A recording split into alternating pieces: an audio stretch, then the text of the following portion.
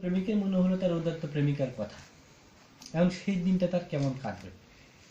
একটা কবি, তুমি এখানে ইনিশিয়ালি আমাকে ধরে নেওয়ার দরকার নেই, ভাই হয়তো প্রেমে পড়েছে।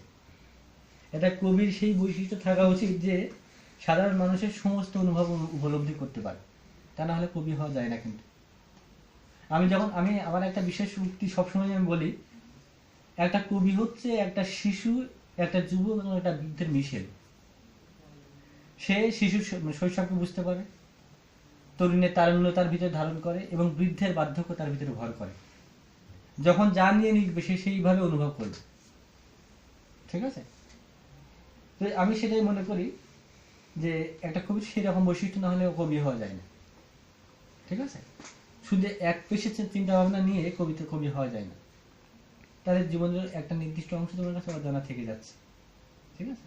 কিন্তু কবিকে হতে হয়, একটা কবিকে হতে হয় অলরাউন্ডার।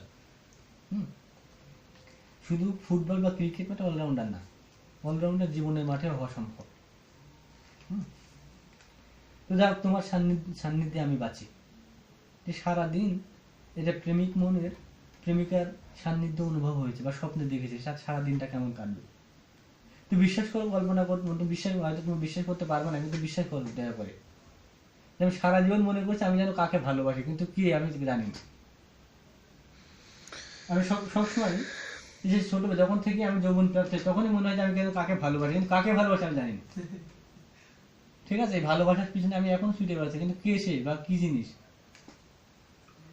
সেই অনুভূতি থেকেই এটা লেখা। হ্যাঁ, যে তোমার সান্নিধ্যে আমি বাঁচি। গতকাল সারাটা দিন তোমার সান্নিধ্য অনুভব করেছি। চোখে বয়ে বেরিয়েছে তোমার সব ছবি। কি যেন এক অজুহাতে তুমি কাছে এসেছিলে।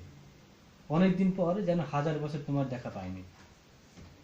আমি তোমার চোখে তাকাতে পারছিলাম না, অথচ কত ইচ্ছাই না হচ্ছিল তোমার চোখে তাকাতে, কিন্তু হয়ে উঠছিল না কিছুতেই। যতখানি প্রেম চাও ততটা যদি না পাও আমার চোখে, অবশেষে কোনো এক দুঃসহ সাহসে তোমার চোখে তাকালাম। হয়তো তুমিও ব্যাকুল ছিলে আমার মতো। আমি ভাঙলাম নীরবতার দুর্ভেদ্য প্রাচীর। চোখের ভাষাই তোমার চোখে কি যে এক আবেশ আমাকে জড়িয়ে ধরলো, তা কি করে বোঝাবো তোমাকে। বুকের ভিতরটা কাঁপছিল হয়তো তোমারও। আজও সারাটা দিন যেন শুধু তোমাকেই সাথে করে ঘুরেছি এদিক সেদিক, সূর্যালোকে কিংবা আকাশের গায়ে। কি জানে হাই, কতদিন আর বয়ে বেড়াবো এভাবে তোমাকে আমার চোখে লুকিয়ে বুকের ভাঁজে। হয়তো সারাটা জীবন নতুবা অনন্তকাল আমি যে তোমার সান্নিধ্যে বেঁচে থাকি। মেনে বলছি না যে সূর্যের আলোকে ভেসে বেড়ায়, আবার কখনো বলছে আকাশের গায়ে। আকাশের গায়ে মানে কি? কল্পনায়। কল্পনায় তো সব ভেসে বেড়ায়, আকাশের গায়ে না। এই জন্য কল্পনায় ভাবতে আমি হাঁটছি কিন্তু রাস্তায়, তাহলে আমার পা মাটিতে আর চিন্তা আকাশে, তাহলে আমি কিন্তু আকাশ এবং মাটিকে ছুঁয়ে হেঁটে যাচ্ছি। কিন্তু এটা ভাবতে হবে, তোমাকে বুঝতে হবে। চিন্তাটা একটা বিশাল থট একটা।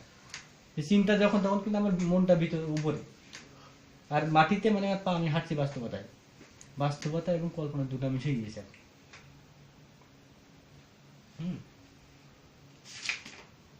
কান্নার মিছিল, এটা হচ্ছে বাস্তবতা সম্মান মানে সম্মিলিত